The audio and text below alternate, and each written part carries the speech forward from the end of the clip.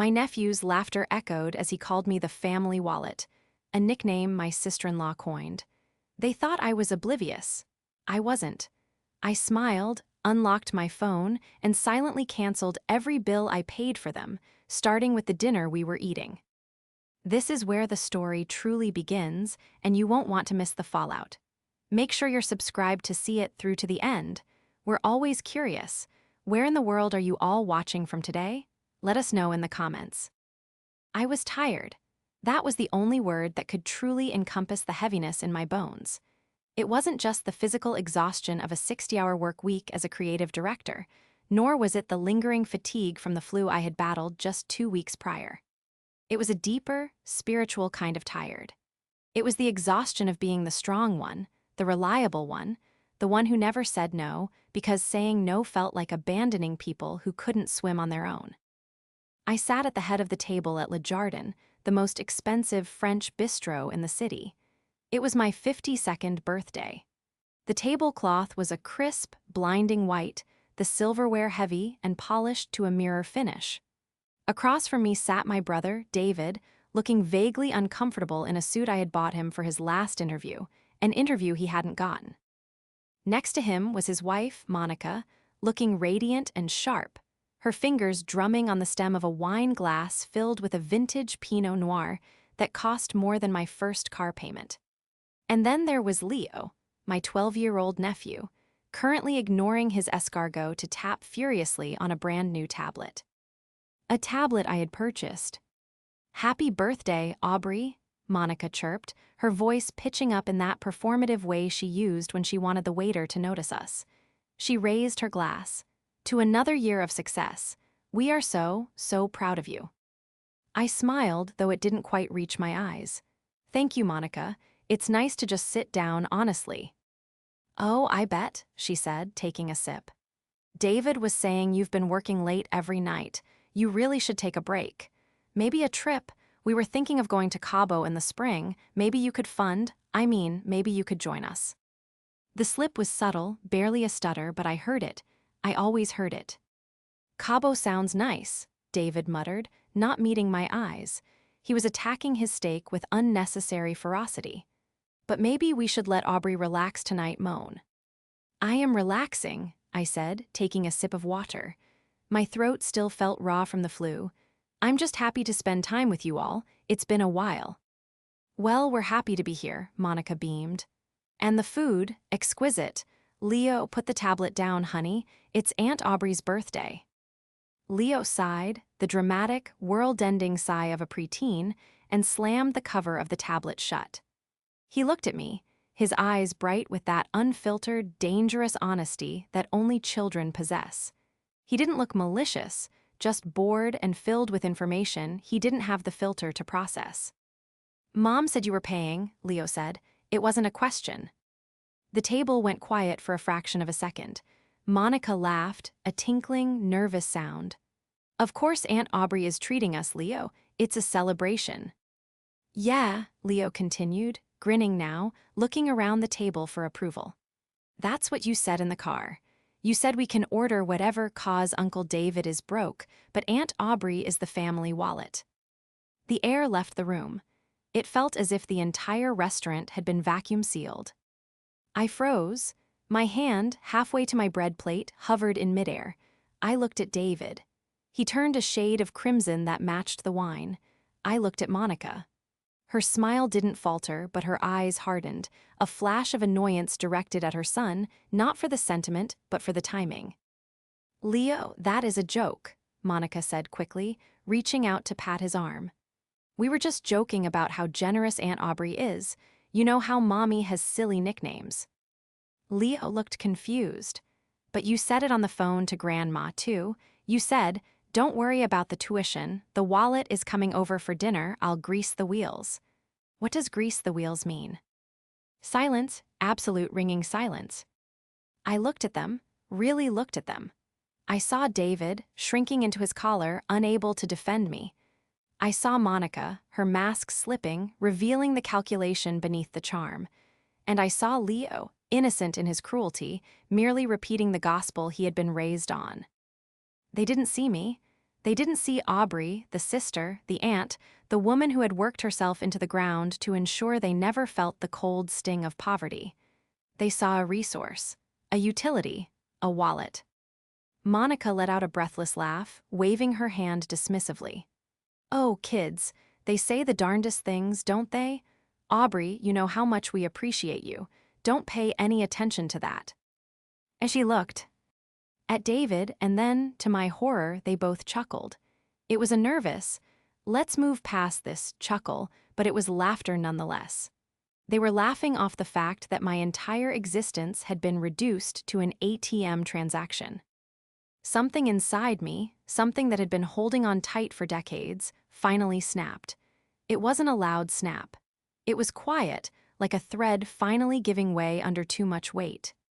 The betrayal wasn't just in the name, it was in the laughter. It was worse than the diagnosis itself. My heart was hammering against my ribs, a frantic bird trapped in a cage, but my face remained perfectly smooth. I had spent 30 years in corporate boardrooms, negotiating with sharks who wanted to strip my department for parts. I knew how to wear a mask. "Of course," I said softly, my voice was steady. Eerie, even. Kids do say the funniest things. I picked up my fork and took a bite of the salad I hadn't tasted yet. It tasted like ash. I chewed slowly, forcing the mechanics of eating to continue while my mind raced at 1,000 miles per hour. The family wallet. The words burned. They seared through every memory of the last 10 years. I thought of the late nights I stayed up helping David with his resume. I thought of the time I drove 3 hours in a snowstorm because Monica had a flat tire and didn't trust tow truck drivers. I thought of the private school tuition checks I signed every semester for Leo because Monica insisted the public schools weren't nurturing enough. I looked at Monica. She had recovered now, believing the crisis averted. She was signaling the waiter for another bottle of wine. "Let's get the 2018, she was saying, pointing at the list. "Aubrey loves a good Cabernet." She didn't know I preferred Merlot. She never had known. A coldness spread through my chest, replacing the hurt. It was a clarifying, icy sensation. I felt the physical distress of my illness fading, replaced by a surge of adrenaline. I reached into my purse and pulled out my phone. "Checking work emails?" David asked, trying to sound jovial, trying to normalize the atmosphere. "Always on the grind, eh, Aubrey?" "Something like that," I said. I unlocked the screen. The brightness hurt my eyes for a moment, but I focused. I opened my banking app first. I saw the pending transaction for the deposit on this dinner. I saw the recurring transfer scheduled for the first of the month, David's car payment. I saw the secondary transfer for Monica's allowance, which we politely called a consulting fee, for helping me with errands she never actually ran. I tapped the screen, cancel recurring transfer, confirm. I looked up. Monica was laughing at something Leo said, feeding him a piece of bread. They looked like a happy family, a family I had purchased. I went to the Verizon app. I was the account holder.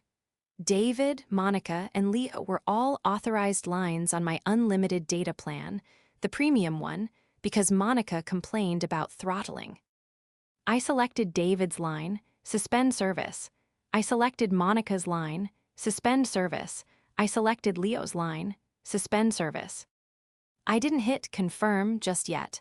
I wanted to wait for the perfect moment. Next, the insurance app. The family SUV, a massive beast of a vehicle that Monica needed for safety, was under my name for the insurance discount, though they drove it. I navigated to the policy. Remove vehicle. I worked silently, my thumb hovering over buttons that would dismantle their entire infrastructure. It was terrifying how easy it was. Years of building them up, decades of support, all controlled by a few pixels on a screen. "Are you okay, Aubrey?" Monica asked, pausing her monologue about her upcoming yoga retreat.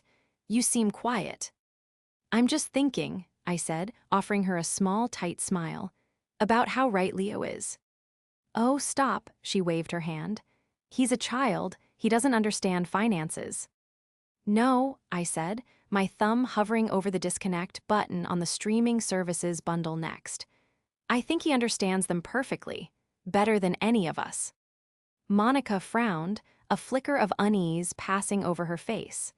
She sensed a shift in the wind, but she couldn't identify the storm. She thought she was dealing with Aubrey the doormat, Aubrey the savior. But they had forgotten one crucial thing. A wallet is an inanimate object. It doesn't have feelings. But the person holding the wallet, she can choose to close it. To understand why this moment was so shattering, you have to understand the history. I am 12 years older than David. When our parents died in a car accident when I was 25 and he was 13, I didn't just become his sister. I became his mother, his father, and his bank.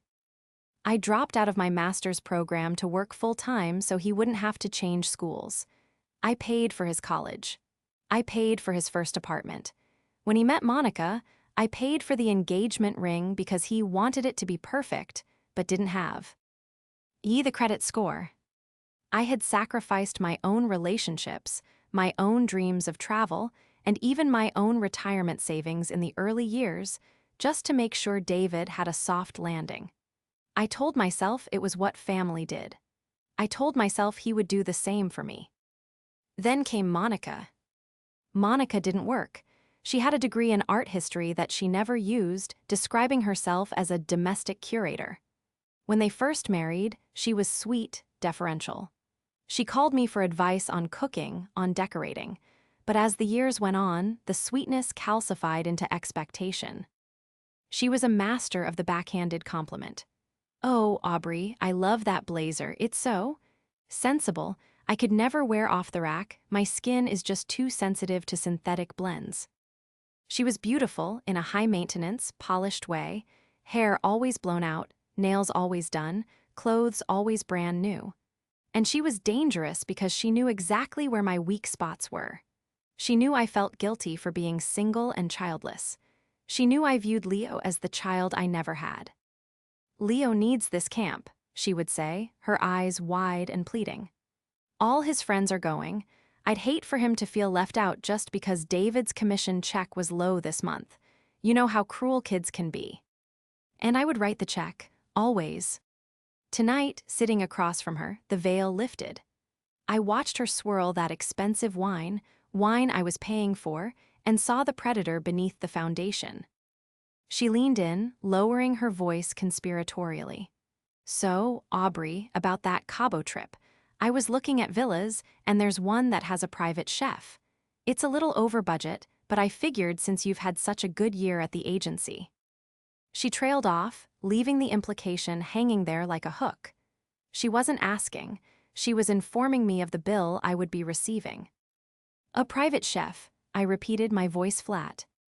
"Well, you know David has his dietary restrictions," she said smoothly, adjusting her diamond tennis bracelet, my Christmas gift to her 3 years ago. "And honestly, you look like you need the pampering. You look, well, tired, old tired." She smiled when she said it, as if she were doing me a favor by pointing out my exhaustion. That was Monica. She would insult you, pick your pocket, and make you thank her for the attention all in the same breath. She had spent years isolating David from his friends, making him dependent on her approval, and by extension, dependent on my money to buy that approval. I looked at David. He was staring at his plate, purposefully avoiding the conversation. He knew what she was doing. He always knew, and he let it happen because it was easier than fighting her. He was an accomplice through cowardice. I looked back at my phone. I had the cancel page for the credit card they were all authorized users on, the card currently sitting in the waiter's folder at the register to pay for this meal. Monica took a bite of her lobster. "So, what do you think, Cabo?" "I think," I said, tapping the screen to lock the card instantly, "that Cabo is lovely this time of year." I looked up at her, my eyes meeting hers. For the first time in years, I didn't blink. I didn't look away. I saw the confusion flicker in her gaze. She was waiting for the yes. She was waiting for the transfer. She had no idea that the woman sitting across from her wasn't her banker anymore. She was her judge, jury, and executioner. The waiter returned, a young man with a polite smile that masked his exhaustion. He placed the dessert menu in front of Monica with a flourish. "Our pastry chef has prepared a special chocolate souffle this evening," he said. "It takes 20 minutes to prepare, but it is exquisite." "Oh, we have time," Monica said, waving her hand airily. She didn't look at me. She didn't ask if I had time. She didn't ask if I needed to get home to rest after my illness. She simply assumed that my time, like my money, was hers to spend. "We'll take 3, and another round of coffees, cappuccinos." "Make it 4 soufflés," Leo added, not looking up from his phone. "And a hot chocolate." "Of course," the waiter said, jotting it down. I watched him walk away. 20 minutes. That was exactly enough time. I looked down at the bag sitting by my feet. Inside was a heavy, slate-gray gift box. I had brought it with the best of intentions. Inside that box was a binder, color-coded, tabbed, and meticulously organized. It was a financial wellness plan I had spent 3 weeks putting together for them. It contained a budget, a debt repayment strategy, and an offer to match their savings for a house down payment if they stuck to the plan for 6 months. I had wrapped it in a ribbon, thinking I was giving them the gift of a future. Now, I realized I was just giving them more rope. I reached down, unzipped my bag, and pulled out the permanent marker I kept for marking up proofs at the office. I slid the box onto my lap, hid. Den by the tablecloth. With steady hands, I took the ribbon off.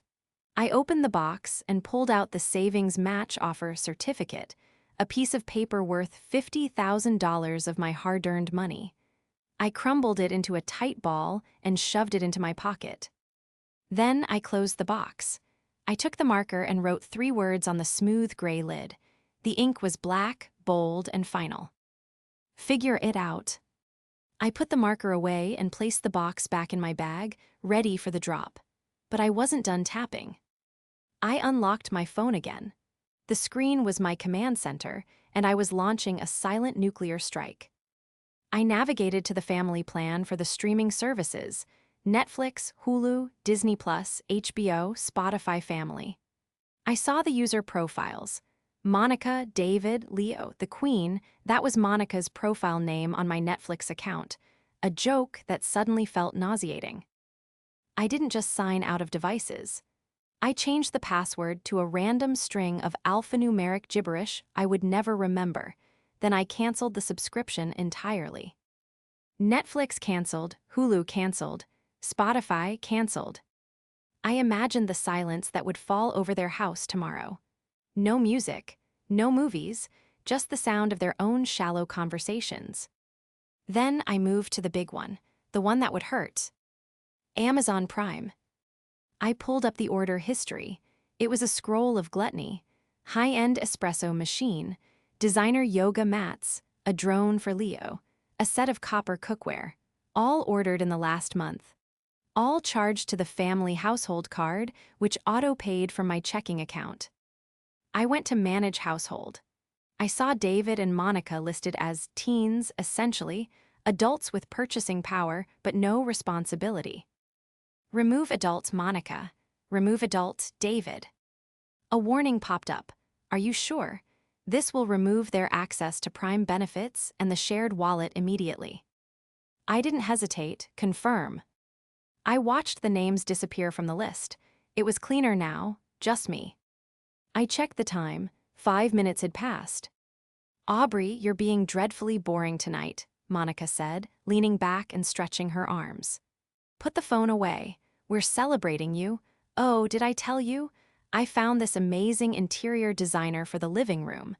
I was thinking we could put the consultation fee on the card just to get the ball rolling. It's only $500. "Only $500, I repeated. My voice was a monotone hum. "Ideally, we'd do the remodel before the holidays," she continued, oblivious. "I want to host Christmas this year, but obviously I can't do it with the current drapes. They're tragic." "Tragic," I echoed. I opened my email. I found the confirmation for the car insurance policy I had adjusted earlier. But I needed to go further. I opened the app for the toll road pass, the Easy Pass transponder that was stuck to the windshield of their SUV. The one I refilled automatically whenever it hit 0. Report transponder lost stolen. Deactivate immediately. The next time they drove through a toll booth, the arm wouldn't lift. Or worse, they'd breeze through and rack up fines they couldn't pay. I looked at David. He was picking at his cuticles, looking anxious. He knew something was wrong.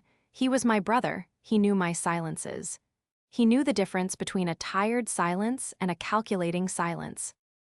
"Aubrey," he said quietly, "is everything okay at work? You seem distant." "Work is fine, David," I said, looking him dead in the eye. "Work is the one place where people actually do what they're paid to do." He flinched, he knew, but he was too afraid of Monica to ask the follow-up question.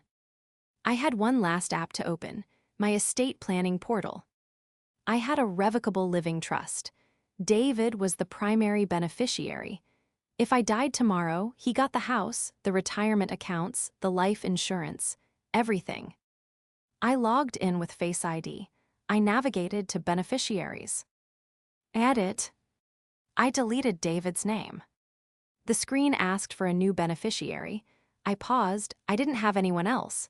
No secret lover, no children, just me. I typed in the name of the animal shelter where I had adopted my cat 3 years ago. Paws and Claws Rescue Foundation. Percentage, 100%. Save changes. It was done. I was worth more dead than alive to them 10 minutes ago. Now, I was worth nothing to them either way. I slipped the phone into my purse. The soufflés were still 15 minutes away. "I need to use the restroom," I said, standing up. I grabbed my purse. "Hurry back," Monica chirped. "Don't want the chocolate to fall." I picked up the gray box from the floor. "Oh, is that for us?" Leo asked, eyeing the box greedily. "Is it the PS5? "No, Leo," I said, my voice incredibly calm. "It's something much more valuable." I walked around the table. I placed the box directly in the center, right between the salt shaker and the expensive bottle of wine. The words "figure it out" faced David. "I'm not going to the restroom," I said. Monica frowned, her wine glass halt. Ing halfway to her mouth. "What?" "I'm leaving," I said. "But dessert," Monica sputtered. "And the bill, you haven't paid the bill." I smiled. It was the first genuine smile I had worn all night. It felt sharp. "No," I said, "I haven't." I turned on my heel and walked toward the exit. I didn't run. I didn't look back. I heard Monica's voice rise in a confused, shrill pitch. "Aubrey, Aubrey," but I kept walking. I walked past the host stand, out the heavy oak doors, and into the cool night air. I felt lighter, 50 pounds lighter. I sat in my car in the parking lot, the engine idling. I wasn't leaving yet. I needed to see it. I needed to witness the moment the reality hit them, even if it was just from a distance. I had parked across the street, with a clear view of the restaurant's large front windows. I could see their table. I saw Monica gesturing wildly, pointing at the door I had just exited. I saw David with his head in his hands. Leo was poking the box I had left. Then the waiter arrived. He was holding the black leather folder with the bill. He placed it on the table. I watched Monica pick it up. She didn't even look at it. She just pulled out the credit card, the platinum card that had my name on the front and her name as an authorized user. She handed it to the waiter with a dismissive flick of her wrist. I checked my phone. The notification came through instantly from my banking app. Transaction declined. Lejardin. Amount, $487.50. Reason, card locked by user. I watched the waiter walk to the terminal at the server station. He swiped. He paused. He frowned. He swiped again. He looked at the card, wiped the strip on his apron, and swiped a third time. He walked back to the table. I couldn't hear the words, but I knew the script. "I'm sorry, ma'am, the card was declined." I saw Monica's face turn a shade of violent red even from 50 yards away. She snatched the card back, typed something into her phone, likely trying to log into the banking app I had just locked her out of, and then began digging through her purse for another card. She pulled out the backup Visa, the emergency-only card.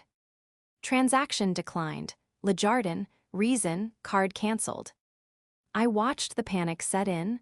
It was a physical transformation. Monica's posture collapsed. She turned to David. He patted his pockets, pulling out his wallet. He handed over his debit card. I knew the balance of that account. It had $42 in it until the first of the month. The waiter came back. He shook his head. Now the manager was approaching. The situation was happening. Arms were waving. David looked like he was about to vomit. Monica was pointing at the gray box on the table, then at the door, seemingly trying to blame the invisible aunt who had vanished. My phone started to buzz. Incoming call, Monica.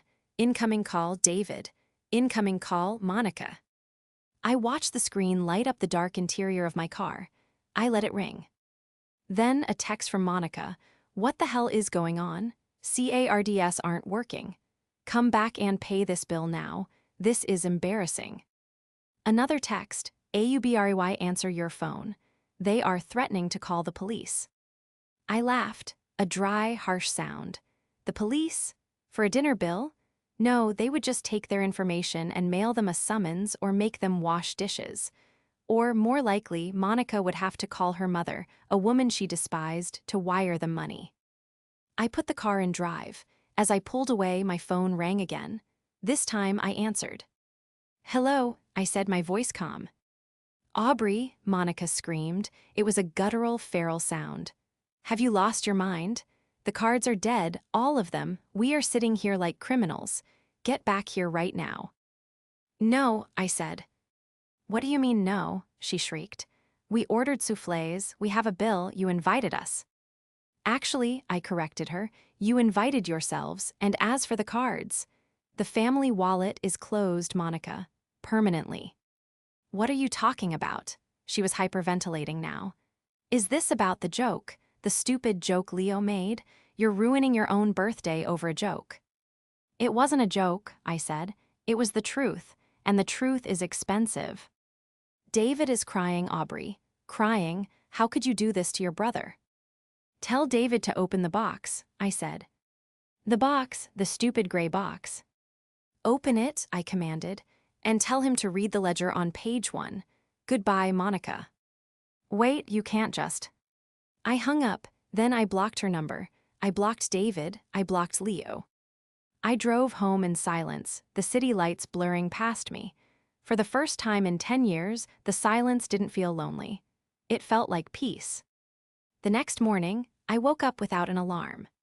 The sun was streaming through my bedroom window, a room I realized I hadn't properly enjoyed in years because I was always rushing out the door to fund someone else's life. I didn't go to work. I had months of accumulated PTO. I called my assistant and told her I was taking a personal leave. Emergency family sabbatical, I called it. Then the real work began. I sat at my dining room table, a cup of coffee in hand, and opened my laptop.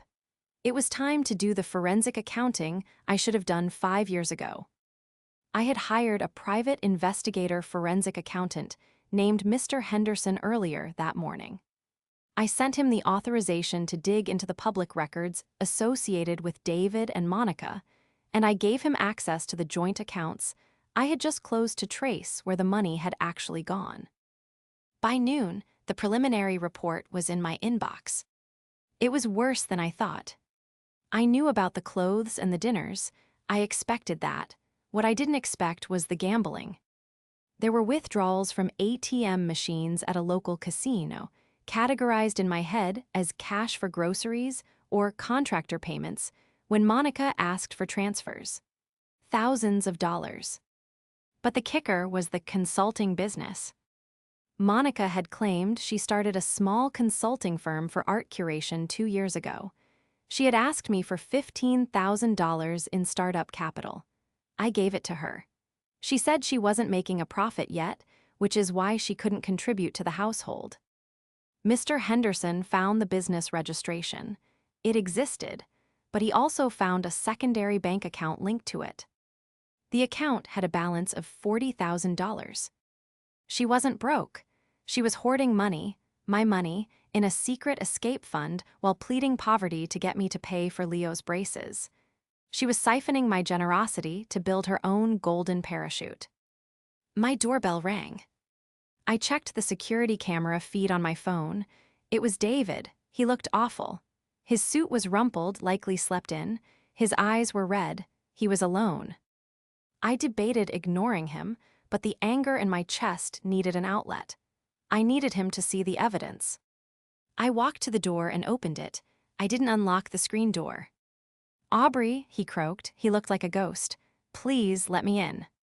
"You have 5 minutes," I said, unlocking the screen. He stumbled in, smelling of stale wine and fear. He collapsed onto my sofa, the sofa he had once spilled red wine on and never offered to clean. "Monica is at her mother's," he said, staring at the floor. She says she's going to sue you for emotional distress, for abandonment." I laughed. Let her try. My lawyers would love to depose her about the art curation business. David's head snapped up. "What?" "You don't know?" I asked, walking to the table and picking up the printout Mr. Henderson had sent. "Of course you don't. She plays you just as hard as she plays me, David.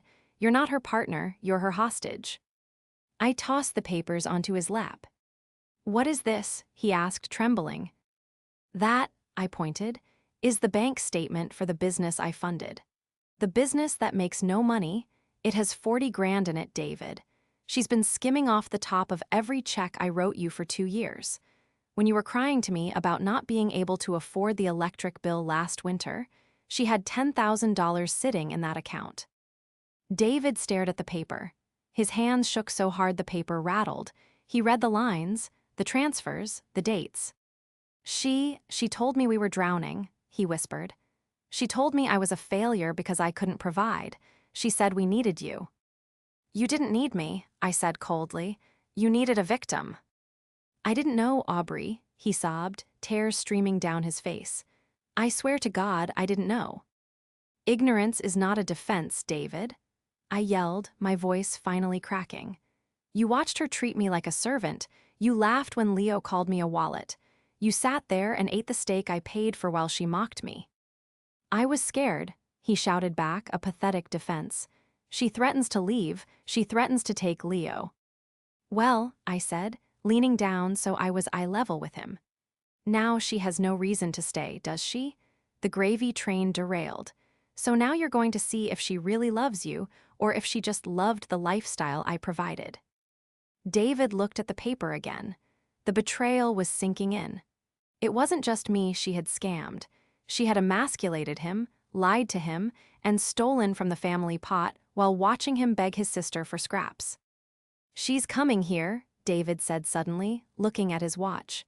"She dropped me off. She went to park the car. She wanted me to soften you up before she came in to demand you turn the cards back on." I stood up straight. The adrenaline spiked again. "Good," I said. "Let her come." I walked over to the wall and adjusted the thermostat. "I have one more thing to show her," I said, "and I think the neighbors should hear this one." I went to the window and saw Monica marching up the walkway. She didn't look defeated. She looked vengeful. She was holding a stack of papers, probably the unpaid bills she expected me to cover. She had no idea I held the nuclear codes to her entire existence. The pound. Ing on the door wasn't a knock. It was an assault. It shook the frame, reverberating through the entryway like a judge's gavel demanding order in a chaotic courtroom. "Open this door, Aubrey. I know his car is in the driveway. I know you're poisoning him against me." Monica's voice was muffled by the wood, but the shrill hysteria cut right through. I looked at David. He was sitting on the edge of the sofa, the bank statements clenched in his hand so tightly his knuckles were white. He looked like a man waking up from a decade-long coma only to find his muscles had atrophied. "Let her in," he said. His voice was quiet, unrecognizable. It wasn't the voice of the passive brother I knew. It was the voice of something broken that was trying to reassemble itself into a weapon. I walked to the door. I didn't rush. I checked my reflection in the hallway mirror. I looked calm. I looked like a woman who owned her house, her life, and her wallet. I unlocked the deadbolt and swung the door open. Monica stood there, chest heaving. She was wearing designer sunglasses even though it was overcast, a dramatic accessory for a dramatic woman. She pushed past me without an invitation, her heels clacking loudly on the hardwood. "There you are," she spat, zeroing in on David. She didn't even look at me. "Do you have any idea how embarrassing it is to have my card declined at the gas station? I had to call my mother, David. My mother. She asked why your sister cut us off. She thinks we're destitute." David didn't look up. He kept his eyes on the papers in his lap. "And you," she whirled on me, pointing a manicured finger at my chest. "You vindictive, petty little spinster. You think because you have money you can control us. You think you can just turn off the tap and we'll crawl? We are family. You have an obligation." "I have an obligation to myself," I said, leaning against the doorframe, crossing my arms. "And to the truth. Speaking of truth, Monica, how is the art curation business going?" She froze. It was microscopic, a tiny stutter in her breathing, but I saw it. She adjusted her sunglasses. "We are not talking about my career. We are talking about the fact that I have utility bills due tomorrow, and your name is on the account, so if they don't get paid, it's your credit score." "Actually," I said, "I removed my name from the utility accounts this morning. I called the power company. I told them I moved out 10 years ago, which I did, and that the current residents would be setting up new service. If you don't pay by Friday, the lights go out. But you can afford it, can't you?" "Of course we can't," she shrieked. "David makes peanuts. We rely on the household fund." "David," I said softly, "show her." David stood up. He rose slowly, unfolding his height until he towered over her. For years, he had made himself small to fit into the space she allowed him. Now, he filled the room. He held up the paper. "What is that?" Monica asked, squinting. "Chase Bank," David read, his voice trembling with rage. "Account ending in 4590. Registered to Monica V. Consulting, LLC. Balance, $42,350. Monica's face went white. The color drained out of her so fast I thought she might faint. She snatched the sunglasses off her face, her eyes darting between me and David. Where did you get that? That's private, that's illegal." "It's forensic accounting," I said. "And since I funded the startup capital, I have every right to see the books. You stole from us, Monica. You cried poverty to get me to pay for Leo's tuition while you were sitting on a pile of cash." "It was for us," she yelled, switching tactics instantly from denial to justification. "It was a safety net. David, you know how unstable your job is. I was saving it for a rainy day, for Leo's college." "Really?" David asked. He flipped the page. "Is the Golden Horseshoe Casino a college? Because you withdrew $3,000 there last month. Is Saks Fifth Avenue a scholarship fund? $2,000 in handbags, Monica, while I was wearing shoes with holes in the soles." I have to maintain an image," she sputtered, backing away as David stepped forward. "For the business. You don't understand how the world works, David. You're just a worker bee. I manage the lifestyle." "You manage the lies," David roared. The sound was so loud it shook the windows. I had never heard my brother yell like that. It was the sound of 20 years of emasculation finally exploding. "You called my sister a wallet," David said, his voice dropping to a dangerous whisper. "You taught our son to disrespect the only person who has ever actually cared about us. You laughed at her." "It was a joke," Monica screamed, looking around the room as if searching for an audience to agree with her. "Everyone is so sensitive. She's fine, look at her house. She has everything, why shouldn't she share? She has no one else." That W. As the line, that was the one she thought would hurt me. The implication that I was unlovable, and therefore, my money was the only value I had to offer. I walked over to the coffee table where the gray box, the one I had retrieved from the restaurant, was sitting. I picked it up. "You're right, Monica," I said. "I have no one else to support. which means I have a lot of disposable income. I opened the box, I pulled out the ledger. Do you know what this is? I asked. She stared at it, breathing hard. This is the sum total of the last 10 years, I said. I kept receipts, every dinner, every car payment, every tuition check, every loan you forgot to pay back. I dropped the heavy binder onto the coffee table. It landed with a thud that sounded like a coffin closing. $740,000, I said. The silence that followed was absolute. David stared at the binder, horrified. Monica stared at it, calculating. That is how much you have cost me, I said. That is my retirement. That is a vacation home. That is a life. And last night when you laughed, when you called me a wallet, you decided that $740,000 wasn't enough. You wanted my dignity, too. Aubrey, please, Monica said, her voice suddenly small, wheedling. She tried to smile, but it looked like a rictus of fear. We can fix this. I'll apologize to Leo. We'll have a do-over dinner. Just, don't do this. Don't cut us off. David can't handle the mortgage alone. Then sell the house, I said. Sell she looked aghast. But it's my dream home, the school district. It's not your home, I corrected her. It's the bank's home. And since I'm no longer paying the extra principal payments, you'll be in foreclosure within 6 months unless you get a job. A real job, not art curation. David looked at his wife. He looked at the woman he had tried so hard to please, the woman who had turned him into a beggar in front of his own sister. Get out, David said. Monica blinked. What? Get out of Aubrey's house, David said. And when you get to our house, start packing. I'm done. I'm filing for divorce. You can't, she screeched. I'll take everything. I'll take Leo. You have $40,000 in a secret account, David said, his voice cold. And I have proof of financial infidelity, gambling, and fraud. You won't get a dime. And as for Leo, a judge is going to love hearing about how you used his tuition money for blackjack. Monica looked at me. She looked for the weakness, the soft heart, the Aunt Aubrey who always caved. She found only stone. You heard him, I said, pointing to the door. Figure it out. She let out a sound of pure frustration, a scream that was half tantrum, half defeat. She stomped to the door, threw it open, and marched out. But the show wasn't over. My neighbors, Mrs. Gable and Mr. Henderson, ironically, no relation to the pie, were out gardening. They stopped. They watched. Monica, realizing she had an audience, tried to regain her composure, but tripped on the bottom step, stumbling onto the concrete. She scrambled up, her sunglasses askew, and ran to her car.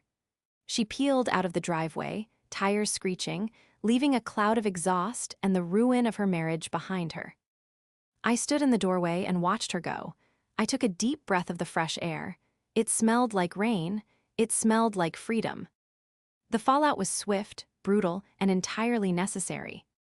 David didn't go back to the house that night. He stayed in my guest room for 3 weeks. For the first time in 20 years, we were just brother and sister. No transactions, no begging, just coffee in the morning and long talks in the evening where we deconstructed the toxic architecture of his marriage. The divorce was ugly, as predicted. Monica tried to play the victim. She went on Facebook and wrote long, vague posts about betrayal and toxic in-laws. She tried to rally the family friends. But I had the receipts, literally. When her lawyer tried to claim spousal support based on David's income, my lawyer, a shark I hired to represent David as a final gift, presented the forensic accounting of her secret fund and the gambling debts. The judge was not amused. Monica didn't get alimony. She got a lecture on fiscal responsibility. They had to sell the house. The market was hot, so they walked away with a little equity, but half of Monica's share went immediately to paying off the credit card debt she had racked up in her own name once I stopped paying the bills. She moved into a small apartment across town. She had to get a job as a receptionist at a dental office. I heard through the grapevine that she hates it. She hates having to answer to a boss. She hates not being the queen. As for Leo, That was the hardest part. He was angry at first. He blamed me for ruining his life because he couldn't go to the expensive camp or get the PS5. He was a child repeating hi. S mother's poison. But David stepped up. For the first time, he parented. He sat Leo down and explained, without malice but with absolute clarity, exactly how money worked. He showed him the budget. He showed him what things cost. One Saturday, about 3 months after the birthday dinner, David brought Leo over. Leo looked different. He was wearing regular sneakers, not the limited edition ones I used to buy. He looked humbler. "Aunt Aubrey," he said, looking at his shoes. "I'm sorry I called you a wallet. Dad explained that was mean, and that you worked hard for that money." I felt a lump in my throat. I knelt down so I was eye level with him. "Thank you, Leo. I appreciate that. I love you, you know? I didn't stop paying because I stopped loving you. I stopped paying because I needed your mom and dad to learn how to be adults." He nodded, not fully understanding, but getting the gist. "Dad says we have to budget for pizza tonight." I laughed. "Pizza sounds good, but tell your dad. Tonight I'm treating, just tonight." David smiled. It was a real smile, one that reached his eyes. He looked 10 years younger without the weight of Monica's expectations crushing him. I didn't fully reopen the Bank of Aubrey. David pays his own rent now. He pays his own car insurance. He drives a used sedan, not a luxury SUV, but he has his dignity back. As for me, I finally took that trip to Cabo, but I didn't rent a villa for a family of 4. I booked a solo suite at an adults-only resort. I remember sitting on the balcony on my first morning there, watching the sunrise over the Sea of Cortez. The coffee was hot, the ocean was blue, and my phone was silent. No notifications of overdrafts. No texts asking for a quick favor. I opened my banking app, just out of habit. The numbers were higher than they had ever been, but it wasn't the number that mattered. It was the fact that every single cent of it belonged to me. I had lost a sister-in-law, but I had regained my brother, and more importantly, I had regained myself. The box labeled "Figure It Out" had been the best gift I ever gave them. It forced them to build their own lives. And in doing so, it gave me back mine.